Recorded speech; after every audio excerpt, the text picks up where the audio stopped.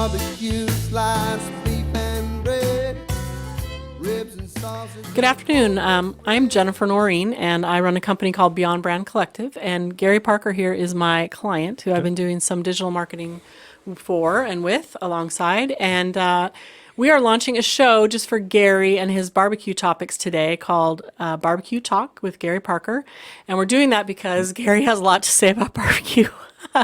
And this has just been fun. There's a lot of people asking some interesting questions online. We have a very active social media presence, and Instagram especially. We just have a lot of people that have asked for different topics, and they really want to know how Gary cooks his delicious brisket. So that's what we're going to talk about today. It is a fun topic to talk about. So yeah, right? I think he's going to have plenty to say here.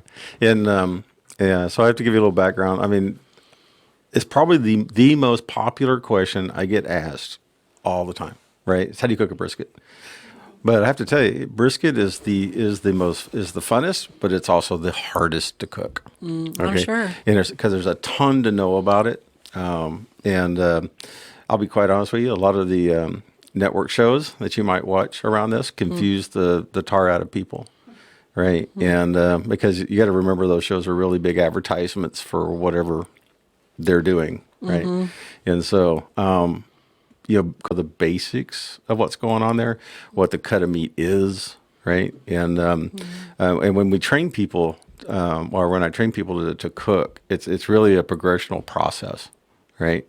The first thing I do is I teach people how to cook or how to barbecue, and I do easier meats like pork, pulled porks, stuff like that, to try to get the idea, because you got to get down to the flavor, and you got to get down to the cook, and then you got to get down to the render, right? And it's actually a 3-phase process. To the render. Yeah. Wow. Rendering, right? And I would say, just to back you up for 1 second, that if you need to know how to basically cook too, and you need a good oven and a good sink and a decent countertop and good knives, right? It all comes into it, because if you're gonna do brisket's the king of all the barbecue meats, sure, right? So you got to be a meat cutter, right? You got to understand fire inside and out. You got to understand what woods you're using. You got to understand what your cooker will do and how it will behave, right? You got to understand the weather. Weather will affect brisket. Oh my goodness! Okay? I never would have thought of that. Right, and so so today we'll kind of give a highlight of a lot of these things, right? But to really try to break down some of the misconceptions, because you don't get to see all the background stuff when you're watching those shows or when you're watching those YouTube videos of all these guys doing this stuff, right? Or the prep or the equipment that they bought, right? That's right. And so. But there's a lot of, it's really simple if somebody explains to you the fundamentals, right? And so I'll start with that, right? And so let's just talk about what is a brisket, right? Most of the briskets you see over in Costco that you'll have availability to, right, are what they call a 120 decal-on brisket. A 120 decal-on? Yeah, the decal muscle is what we call decal muscle, okay. Is what we call the pec. Right, in humans, right? And what is a brisket? A brisket is the pec muscle and this underlying muscle that's underneath your arm that wraps against the rib cage. Okay. That's only on a cow, obviously. On a cow, right? But that's what a brisket is. It's comprised of 2 different meats and 2 different fats at the same time, and this is what makes it so difficult to cook. Wow, I bet. All right. 2 different temperatures probably, right? That's right. So you end up, when it comes off the cow and you buy it from Costco, it's got just a lot of fat on it. And like I said, there's 2 kinds of fat. You'll notice when you touch it, right, some of that fat is really soft and what we call soft and pillowy. Okay. That's usually the fat, what we call the fat cap that sits on top of the brisket. Okay. And then in between these 2 muscles, right, is a really super hard layer of fat, okay? And so that really soft, pillowy stuff on top, that stuff's really good. That adds flavor to the brisket. That's part of that flavor profile that you expect, right? Right. That hard stuff on the bottom or in between those 2 muscles, that doesn't cook very well. And is that the more striated meat, the more stringy meat, kind of hard stringy Well, it's not. meat? It's just more dense? Is it dense? It's dense. I mean, you can thump it and it Oh, hurts. I think I know what you're talking about. Right? Yeah. It's really hard. Kind of like corned beef sort of is. You know how corned beef's kind of tough when you first If start you cook it wrong, it's still tough. It's still tough, yeah. So this is the first dilemma, all right, that folks get into when because they take it out of their cryo pack and they go, oh wow. The other things that they see they don't talk about in these fancy shows a lot is you look around the edge of it and it looks like it's just been exposed to air or something for a long time, right? And it's just really ugly, right? And you'll see little black dots on it, and there's all kinds of things that go on. But really, what caused that problem was, or to cause that look, is right before they put it in those cryo packs, they steam it with really hot steam. Interesting. Okay, and the reason they're doing that is they're killing bacteria before it goes into this Are they vacuum pack. oxygenating it? Huh? Is it oxygenation? No, they're just steaming it because they want to get that outside edge really hot. Interesting. Right? Okay. Because it's been through this process of coming off the cow, going across this table, being trimmed out, and being shoved in a bag, right? So right before they go there, they hit it with steam, and that's what creates that ugly little look around the side of it, right? Okay, so and that's okay because we just cut all that stuff off, right? And because when we get it out on the cutting board, we want to do a couple of things, and someday we'll do a video where I demonstrate these. We're going to show you this. We're going to show you this, right? In the kitchen, right? In the kitchen with Gary Parker. In the kitchen with Gary Parker, right? We'll do that one because it's a whole school of thought, right? Because like I said, for guys that do what I do, we're doing 20, 30 cases of brisket, a week, right? And so we just rip through the stuff, right? A lot of volume. There's a lot of volume, right? So, and then some of the bigger guys, they'll do 100 briskets a day. So it's we get really good at it, right? But there's a lot of things we see, and I thought about it as we started to get ready to talk about this. There's a lot of things we see that we know that it's become muscle memory that really, if you're new at it, right, it will confuse you. Yeah. Right. And is this you doing this every morning, or is this you and one of your team members? No, or this is me doing this This is every still morning. you at your store Right. doing this. This every is part day. of the pitmaster thing, right? Right. This is like backyard barbecue on speed because Right. you're serving what 800 people a day right now. No, we're doing about 800 a week. Is about Oh, what sorry. We do. Okay. Yeah. Wow. Give, okay. give or take how big the families are. Lunch and the dinner crowd, Yeah, we 5 do about days a week. 800 orders a week, and then some of them Okay. are big families, some of them are singles, right? But yeah, so anyway, as you trim this out, you get this out. So you've seen this thing, and so it's okay. You can trim this out. And there's a method, and like I said, well I won't try to go too deep in the method because I won't be able to explain it, right? Without visuals. But Got it. But we'll show you this at another time. But you want to get that big hard fat out of it because you don't want to cook that because you're not going to want to eat it. And the thing I tell the boys when I'm showing them this stuff, right, is don't leave it on the brisket if you don't think you want to eat that, right? And so get that stuff off. Be logical about what you do, right? Don't butcher the thing, but there's techniques for this. Sure. On the top, on that soft pillowy stuff, you can have too much, okay? Because it usually comes in on most of these briskets at about a ½ inch thick or a little bit better, and we trim it down to a 1/4 inch all across the top, right? Okay. And so now. That's the first part that takes people back when they're trying to do a brisket. So I'm going to set to the meat.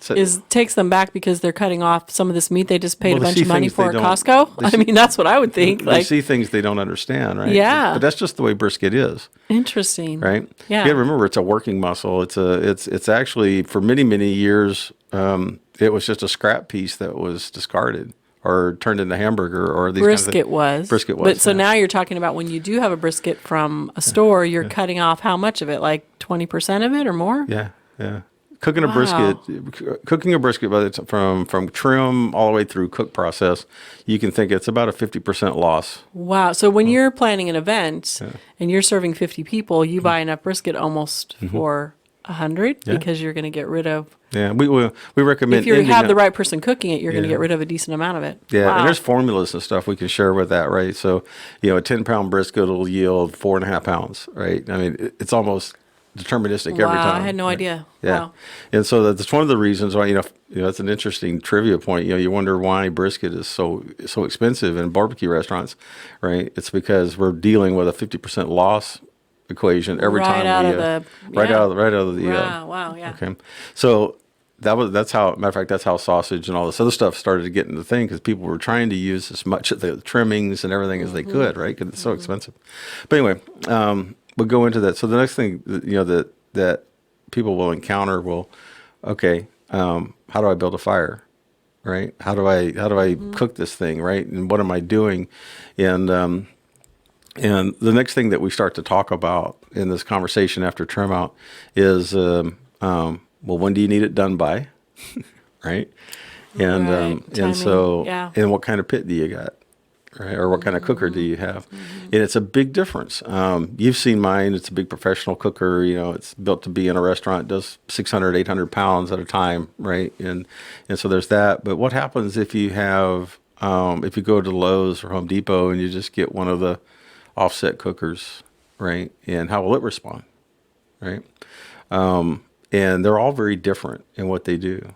And I'm completely naive. So do you mean offset cookers? Do you mean one of the big grills with the pull down hood? Yeah. What are you talking? Is that so I can walk into Home not Depot? gas, right? Because most people that are trying to barbecue, and we can talk about Traegers and the pellet cookers and those kind of things, because they're kind of fun, right?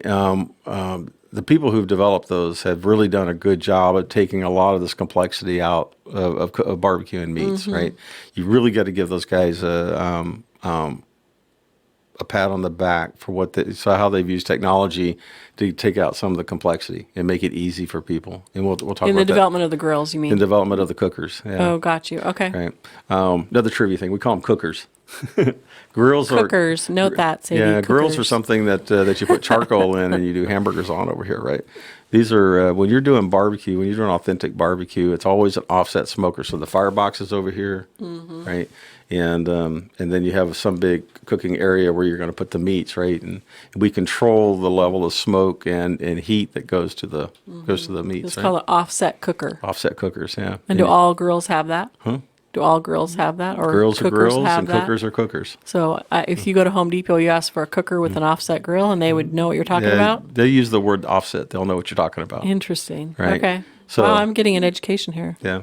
So, and really what Traeger did is they took the mechanics of how an offset cooker works, and they streamlined it, and they start using little pellets so you don't have to build big fires and these kinds of things, right? And it kind of, it'll do its own thing based off the temperature of the meat and what you're trying to do, right? So there's a lot of logic and a lot of technology that went into Traeger. Yeah, that's the reason I say they did a really good job for those, But back in the old days, right? I mean, when all you had was couple 55-gallon barrels or whatever, right, to build things out of. Right. Right. That's where it all started. You see that a lot in Texas. You see that a lot People in still Texas. have those. Oh, and absolutely. Use them. Matter of fact, you can go over to Yeah. in Texas, you can go down and buy those things right from Home Depot. They're sitting right next to the ones I'm Yeah, I talking remember about, seeing right? them. Right? They're really rustic looking. Very cool. Yeah. Yeah, along with the fire pits that are made out of the old dryer and Right. lots of cool stuff. Right. I miss Texas. And then there's, so we're talking about those, but then there's also the bullet cookers. These are the vertical cookers, right? Okay. And there's a lot of variety of those things too. So to understand cooking brisket is to understand, next thing is after you've figured out what you're going to do from the trim out and what you like, right? Okay, how are you going to get this grill ready? What kind of grill do you have? Right, vertical cookers, offset cookers, inline direct cookers, stick burners. They're all a little bit different in how they go. So, but the key thing that you're trying to get to, and the reason I went down all that path is to take out the complexity of it. The first thing you want to do with that brisket is flavor it. I mean, your objective is to put smoke flavor into that piece of meat. That's why you're doing this. Sure. Right. And one of the mistakes I see a lot of folks do is they try to do too many of these processes simultaneously. And that's what kills these pieces of meat. Because again, you got to be gentle. On the brisket, you got this flat muscle, and it's very lean, and then you've got this point muscle, right? And it's got all this marbling in it, kind of like a ribeye. And the two are going to cook at different temperatures, different speeds. And so if you don't put some level of control, right, as you go down this path, right, then you're going to destroy this piece of meat. That's what's going to happen. Okay, so you get Overcook the fat and undercook the harder fat. Well, actually, you'll overcook the lean and undercook the fat, and then it just doesn't come out right. Right. Wow. And this is what happens. And so, what you're trying to do then, so what I try to show people is once you have that thing ready to go on the grill, don't worry so much about temperature, because what you're trying to do is you're trying to infuse that smoke. So get the fire right, get the smoke right. Okay, and if you and to give it a kind of an overview of smoke by itself, right? So you can start a little fire down there, and you're going to put your wood chunks or your wood logs or what have you on there. There's the big heavy smoke that comes off. When you Sure. first light a fire, Yep. the pit's really cold. Don't put a brisket on then.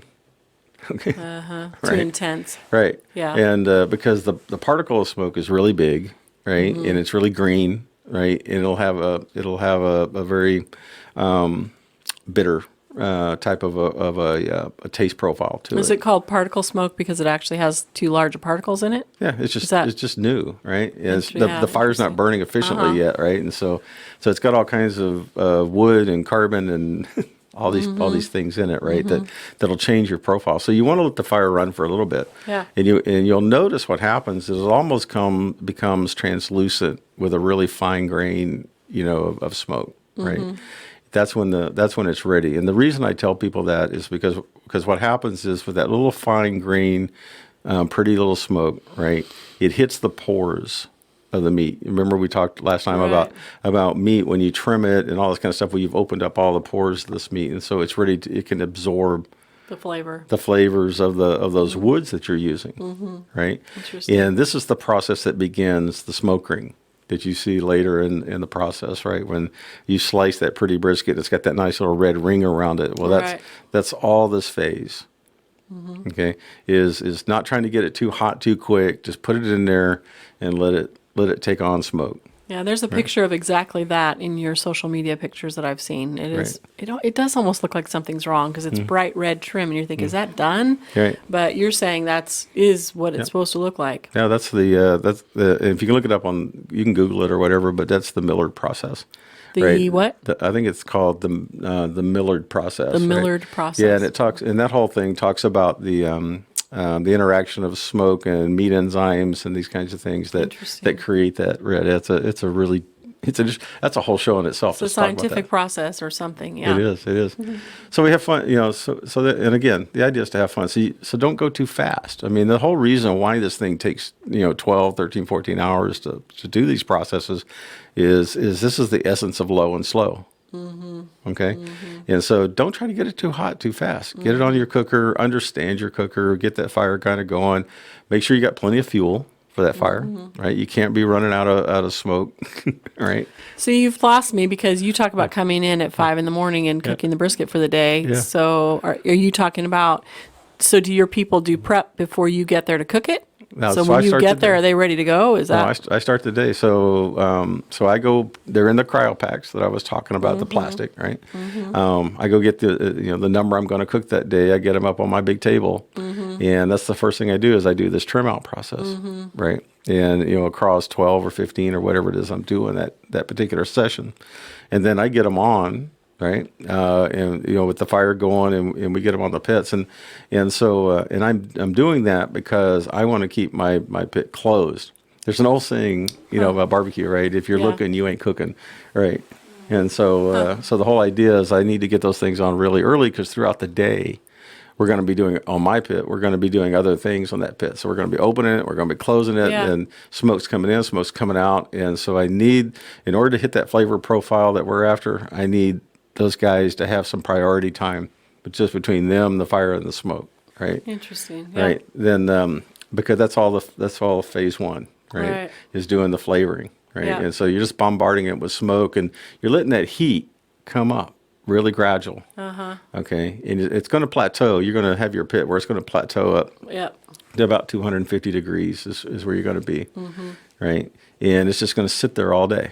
You're just going to come up and you're going to maintain it, and you're not going to look at it, right? If you're curious, go buy yourself one of the little probes so you can have the door closed and you can see what temperature it's at. Because right? you lose the smoke and the smoldering Right. going on and the That's right, intensity and of it. that's where the saying comes from. Again, if you're looking, you ain't cooking, right? Interesting. And that's Wow. that's the deal on that. So. Yep.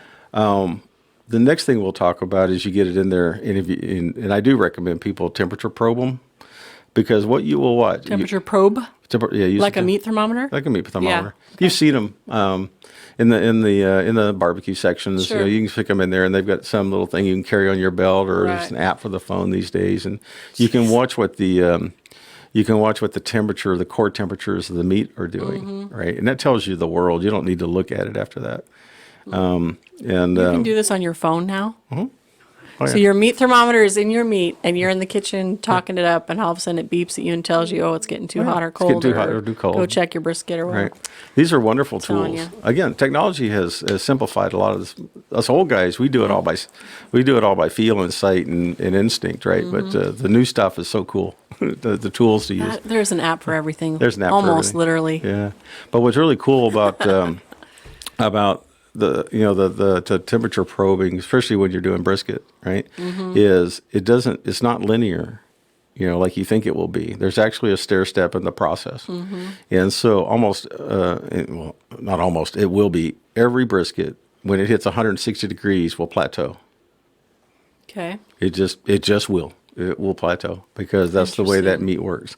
And And that's also the safety, right? The safety and temperatures. Well, that's for pork, I guess. What's the safety temp for beef? Or wow. We're going to go way above it. Okay, we got 10 minutes, in this so process. Okay. which I'll phase get are we there. on? Well, we're almost there. Okay. We're almost there. We're in phase 2. I'm hungry now. We're in I'm phase ready 2, to eat right? my brisket. So over time, like I said, we're bringing that temperature up really slow, right? We're monitoring this thing. You're going to come up and you're going to see that plateau in your temperature profile. Like, man, it's been there at 160 degrees for a long time, right? And then all of a sudden, you just let that process continue. Gentle, right? The pit's up at 250. It's going to sit there. Then all of a sudden, you'll see it start going up again.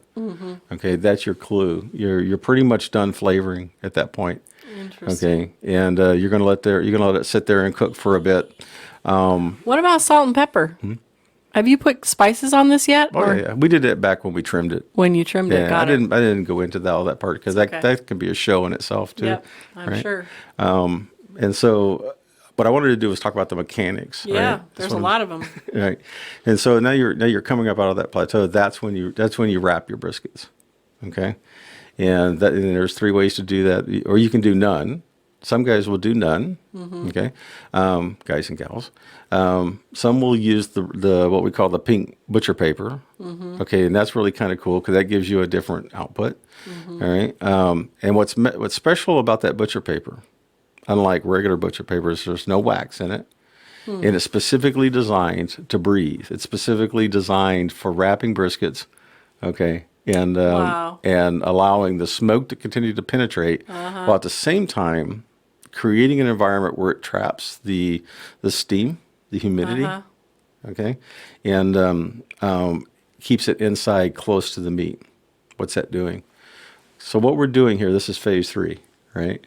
Is we've got it wrapped. And by the way, the Texas crutch, another term I'll share with you, which is you wrap it in aluminum foil. You don't wrap it in butcher paper, right? I know how to do all 3, but Yeah. when we start them out, we teach people how to do it with the foil. Then we back up and do the paper, right? In some of our Yeah. shows. But why am I doing that? Why do we want to do that? It's because this is where we're going to soften it. We're going to get that really limp, Yeah. jiggly look Because to you're it. capturing the moisture in there. But what capturing moisture does, and if you've ever been with any of the old cooks, right? The old Yep. they'll show you that the best way to tenderize something that's generally not tender, right, is super steam it. Okay, you can get something hotter with steam without burning it, Sure. right? Than you can if you just tried to cook it, right?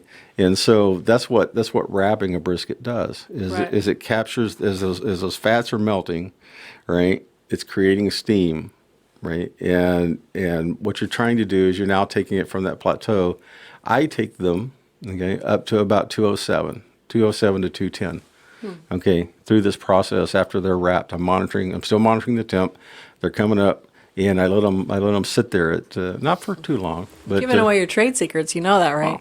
that's the whole idea, right? That's what barbecue is sharing. I'm not right? going to want to do all this. You can do it. Right. I'll just come eat brisket for lunch. Well, this is again, all this complexity shows you lot why of why brisket is so difficult to do because And why it's expensive, because it's not just the meat, but it's all the prep. that's right. Wow. There's a ton of and that's why we love doing them. right? Yeah. I mean, barbecue enthusiasts love doing them because it gives us a reason to stand around and socialize and do all the wonderful things you do when you do family get-togethers or parties and these kinds of things. So it's going through this process, sharing your techniques with other people, right? It's so much fun. It's fun to do. Yeah. And so anyway, just to finish on the thought, right? I mean, you wrap them, right? You take them on up to about 207, let them hang there for a while.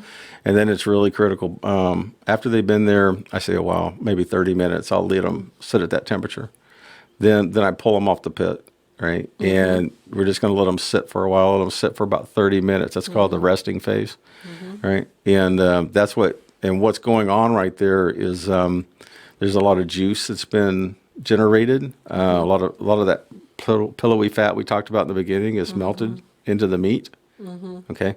But it's also run out of the meat. So when you set it to rest, what a brisket will do is it'll act like a sponge, and it will, when it's resting, it'll suck all that juice back up inside of it. Wow. Okay. And, Interesting. yeah. And so that's where you get, Which is what makes it really moist. yeah, that's what makes it really moist. Yeah. And then when you're slicing it, you get that clear, run out of of those juices, right? Yep. So, Which people love videos of that. I'm Right. telling you, it's Right. crazy. It's crazy. Some of the simplest, goofiest videos that we Yeah. get, how they just go nuts on social Yeah. media because Yeah. it makes them hungry, want to go buy some, I guess. But yeah, It is. It's very primal, and is. and how when you see that, you're going, oh man, I gotta have some of that. Yeah, Right. yeah. It's just kind of that part's kind of fun too. Pretty Yeah. delicious. So anyway, we that's a verbal explanation. Sure. And then we need to reinforce that with a lot of Yep.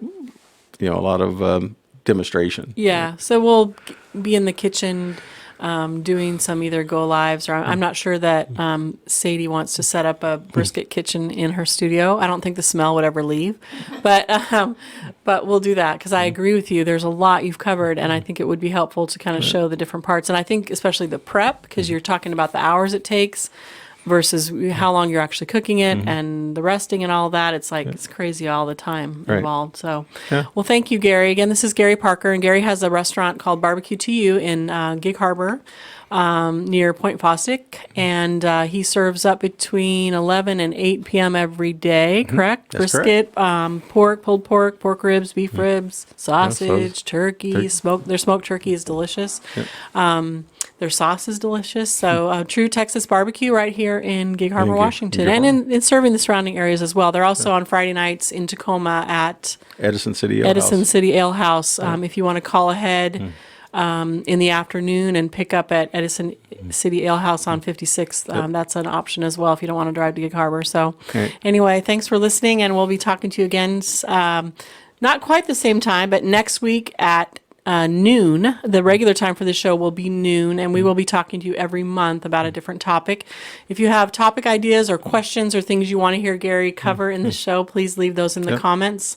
We'd love to hear from you. So, Or even thanks again. questions about what we talked about today. Because this Or was questions such, about what this we was talked such a about high level today. skip across the top of the wave, kind of Yes. 30 minutes, right? That there's a lot of questions. It's I'm like sure. a whole science. I feel like you could write a whole book about it. There probably has been a few books written. So anyway, thanks again. This is Jennifer Noreen with Beyond Brand Collective and Gary Parker with Barbecue to You Restaurant in Gig Harbor, Washington. And what's your phone number if I want to order lunch? 253 253 313 313 5656. 5656. You can also go online at Texas BBQ2 and the letter- number 2 u.com and order online as well. And Right. they're also on DoorDash. So we hope to hear from you. Thanks. There you go. Eat some barbecue.